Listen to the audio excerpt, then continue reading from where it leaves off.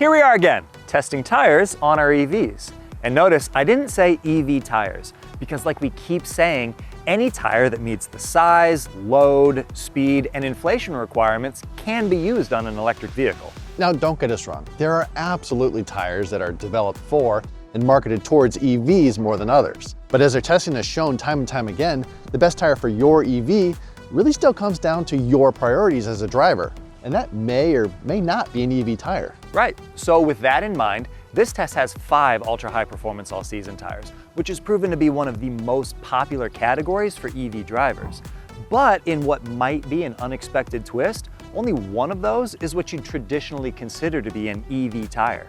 And it's not just any EV tire. The Goodyear Eagle Sport All Season in this test is the newest original equipment option for the updated Tesla Model 3, so it should be right at home on our test cars. It's T0 branded and it features Goodyear's sound comfort technology, which means it has a layer of sound absorbing foam adhered to the inner liner.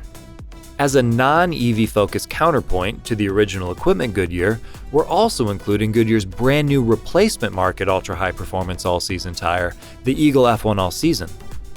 And of course, no test of a new top-tier UHPAS season product would be complete without the usual suspects in the category as benchmark competitors. So we also have the Bridgestone Potenza Sport AS, Continental Extreme Contact DWS 06 Plus, and the Michelin Pilot Sport All Season 4 to ensure a thorough comparison. When talking about tires for EVs, low rolling resistance is almost always a part of the conversation. The tires installed on an electric vehicle will have an impact on its consumption, that is the watt-hours per mile it uses, and the ultimate effect that has on how much range a driver can expect on a single charge. Because of that, it's often high on consumers' priority lists when shopping for tires for their EV. And while there seems to be some misconceptions out there about how much impact tires can have on consumption, we have found some meaningful differences.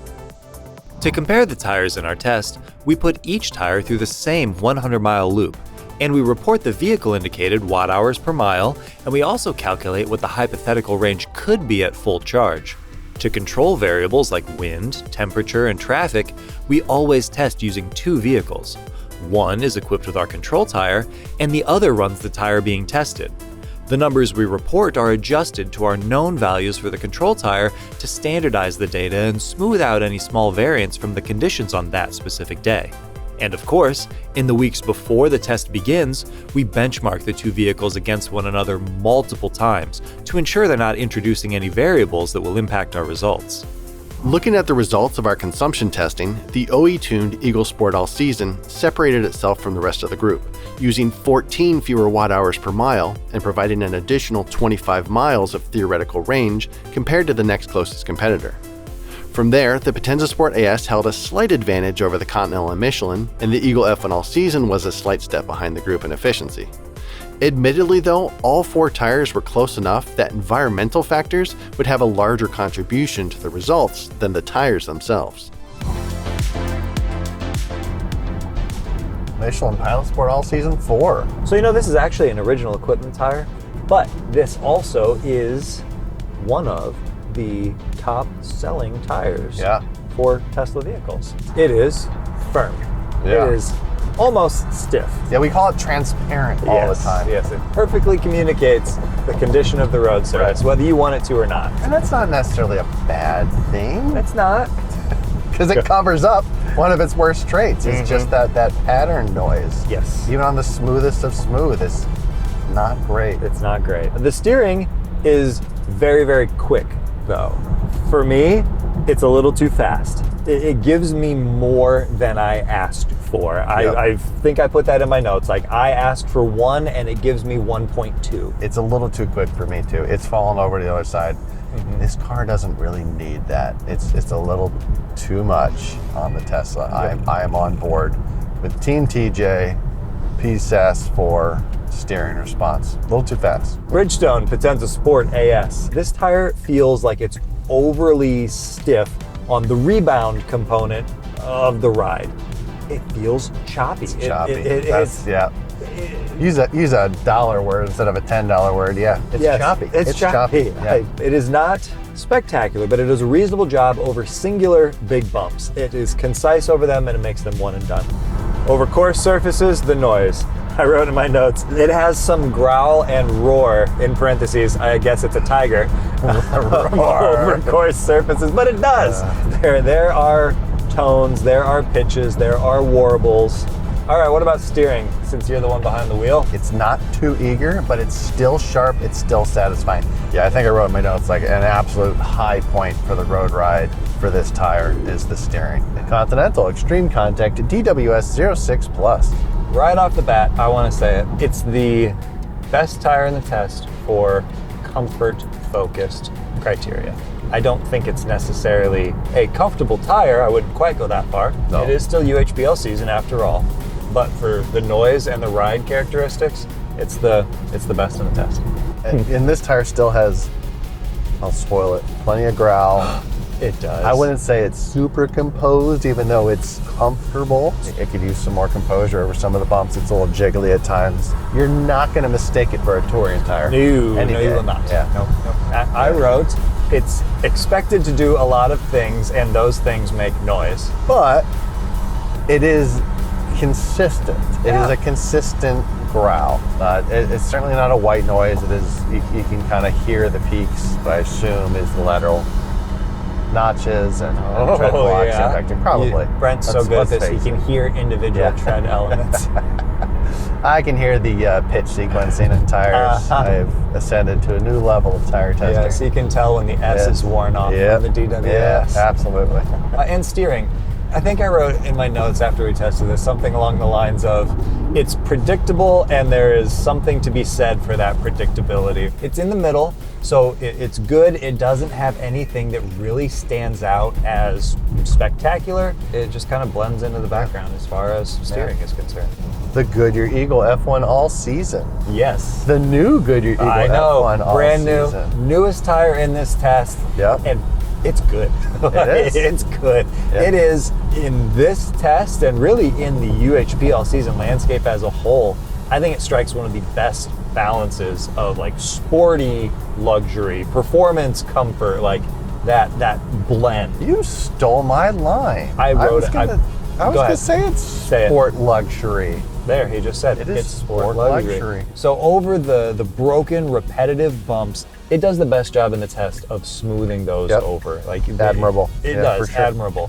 It still has that sporty, taut feel to it because it does hit pretty hard over the big bumps. Now that you're about to do it, steering. It's 1-to-1. It gives me exactly what I want. It's like I turn the wheel a millimeter and the car responds a millimeter. Right. And there's really not much feel on the Teslas. So with the Tesla, you're right. There's not a lot of feel. It feels very electronic. A good tire will actually feel like a normal sports sedan. It actually, it's giving you something back. I won't call it steering feel, but it's heft. It's how natural it is. It's very good, and that is a very good thing for the Tesla. What do you think about noise?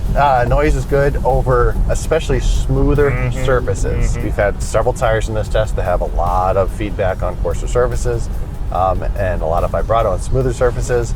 This one, a very consistent, low noise floor, refreshing after some of the tires in this test. Yeah. Goodyear Eagle Sport all season. It is the Tesla-specific original equipment for the next generation Model 3. The tread pattern is very different than the regular replacement market tire. It also has sound comfort technology, which, what is that, Brent? It is a layer of foam adhered to the inner liner on the interior of the tire, designed to absorb cavity noise. So if the deck were to be stacked in any tire's favor in this entire test, for the road ride portion, it would be this tire, right? So what happened? Well, I can't hear you. What? Right? Like, all right, let's get it. Okay, so noise. Over smooth stuff, it was pretty good. It's good. It's good. But what about on anything coarse? It just interacts with everything so much more than it should. It's elevated in volume. Just the volume is louder than any other tire. Like maybe there's not as much variety as some tires, but man, the volume. The noise floor is high. Yeah. Moving on, the ride doesn't feel particularly well matched to how stiff and firm this chassis is. No. We actually debated, is it underdamped, is it soft, or is it overly firm because it feels slightly rough, slightly coarse. I think it's because it doesn't control motion well enough, so by the time you hit the second impact, it's still dealing with the first one, and the vehicle never has a chance to settle and compose itself again, so it just has this like compounding effect. Yep. Brent thinks maybe it's just overly stiff. It's a bit stiff, right? At least it steers nicely. It does steer nicely enough, right? It's fine. That was the thing. Right. I typed my notes and I said something along the lines of steering is fine, doesn't stand out in any way. Yeah, it's just there. It steers. It's not offensive. It's not bad, but it's just not good. It's fine. It gets the job done. Yeah.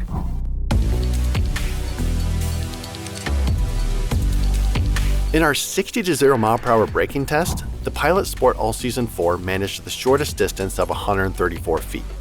The Extreme Contact DWS 06 Plus and Eagle F1 All Season were close behind, requiring just an additional 4 and 6 feet respectively to bring the vehicle to a stop. The Potenza Sport AS took 14 feet longer than the Eagle F1 All Season and 20 feet longer than the test-leading Michelin. And far behind at the back of the pack, the Eagle Sport All Season needed 163 feet to come to a stop, which is more than 2 car lengths behind the Michelin. Lateral traction testing around the skid pad told a similar story, with the Michelin once again leading the way with an impressive 0.89 Gs. The Eagle F1 All Season and Extreme Contact DWS 06 Plus were equally spaced at 0.86 and 0.83 Gs, and the Potenza Sport AS and Eagle Sport All Season were closely matched at the back of the group.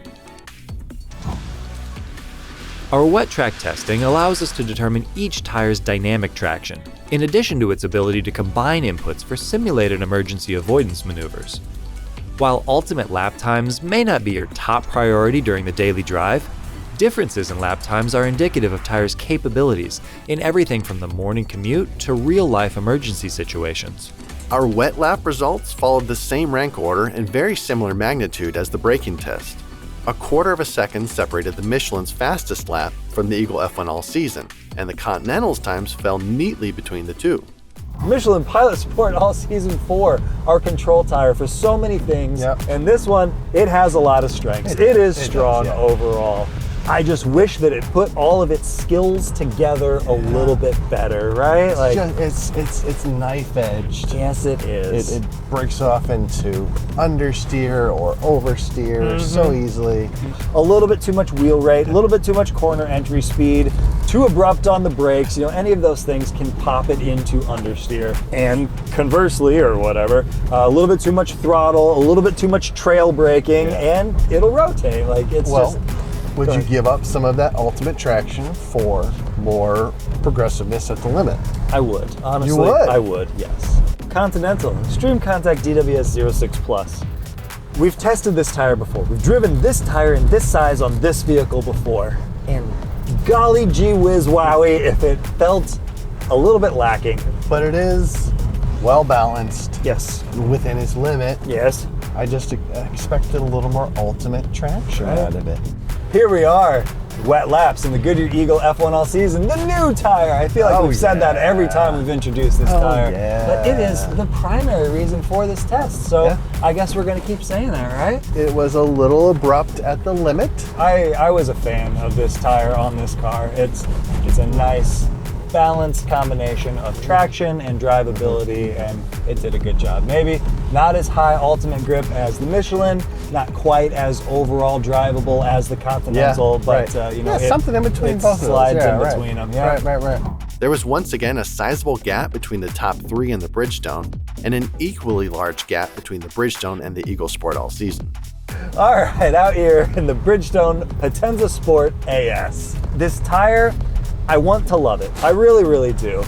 But if you really start actually trying to push it and maximize it and keep up with the other good tires in this test, all of its ragged edges come to light, the wheels start coming off and all of a sudden you're making mistakes. Within its limit, good, balanced, easy to drive. Yes. It's just like you said, when you try to start to push that you a find little further. the limits. Yeah, and then it's just, it's falls on his face a little bit. Yep, yes it does. The Goodyear Eagle Sport All Season in the wet. Eagle means performance. Performance means wet traction. This is something else entirely. It is. I can rotate it at will through the slalom. Yep. If I'm off throttle, the rear will rotate. If I give it power, the rear will rotate. Under braking, I can make it rotate. Believe it or not, straight to rotation. Coming out of the 180. Like we can just no sweat. Whoops. Yeah. I wouldn't pick this tire even if I was trying to just like slide it around and stuff like that. Like, don't get me wrong, I like the fact you can just kind of dip into some throttle and pop the rear out, but just the understeer like makes drifting more difficult. Right? See there. Yeah. Understeer stop. Yeah, right? Just there.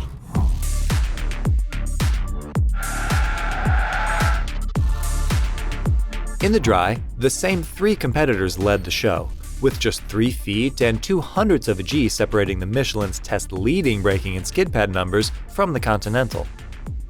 The Eagle Sport All Season and the Bridgestone were closely matched in braking, and required 9 to 10 additional feet to stop the vehicle compared to the best in the test. In terms of lateral grip, the Bridgestone managed to hold close to the leaders, while the Eagle Sport All Season fell further behind. After pushing all the tires to their limits on the track, the top subjective scores went to the Eagle F1 All Season, followed by the Pilot Sport All Season 4. Those 2 tires also set the fastest average lap with just 0.04 of a second between the two. The Potenza Sport AS and Extreme Contact DWS06 Plus both felt a little softer and less composed than the 2 leaders, but it was the Bridgestone that worked a little better subjectively, even though it wasn't quite as fast as the Continental. The Eagle Sport All Season lapped 0.8 of a second slower than the leader, and it felt generally uncomposed and down on traction. Definitely not adept at doing what we were asking of it on the track. I feel like we've said this several times before, but it's worth repeating.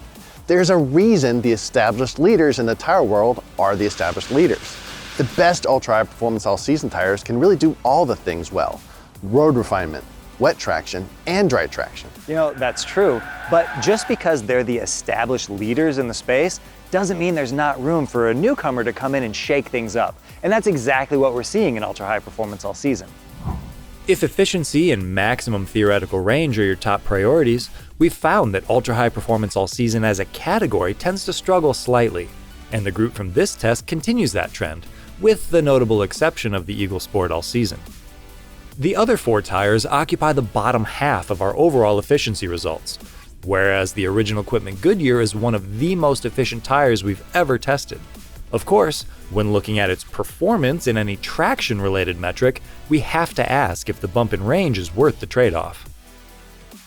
The best ultra-high performance all-season tires blend an athletic feel with refined comfort on the road, and the Eagle F1 All Season did exactly that, leading this test group in our evaluation and also rating 5th overall and the top UHP all-season tire we've ever tested on our EV test cars. The Extreme Contact DWS06 Plus fell upper mid-pack in our combined results, and the other 3 tires in this test were at the bottom of the larger group. For those who prioritize wet grip, a good ultra-high performance all-season tire is the best choice outside of a dedicated summer product, and the top 3 tires in this test demonstrate that fact. The Eagle F1 All Season and Pilot Sport All Season 4 are tied for 5th in our combined wet ratings, falling behind 1 UHP All Season tire and a handful of performance summer products. The Potenza Sport AS is mid-pack overall, and the Eagle Sport All Season is near the back of the combined group.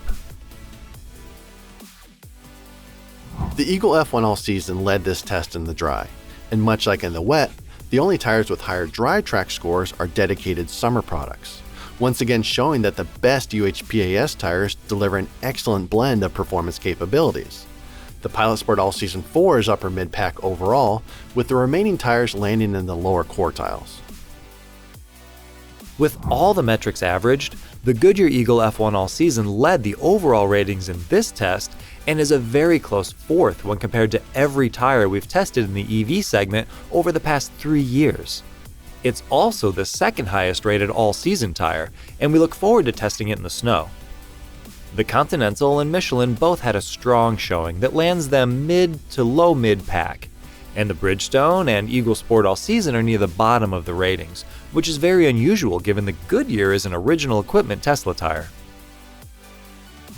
The new Goodyear Eagle F1 All Season is really proving itself to be a strong candidate for EV or non-EV use. It was the top tire in this test, and it was 4th overall out of all the tires we've ever tested on the Teslas. But we're not done yet. We still have to find out how the new Goodyear and really all the tires in this test compare on the ice and in the snow. We'll complete that testing later in the year, so be on the lookout for the update in early 2027.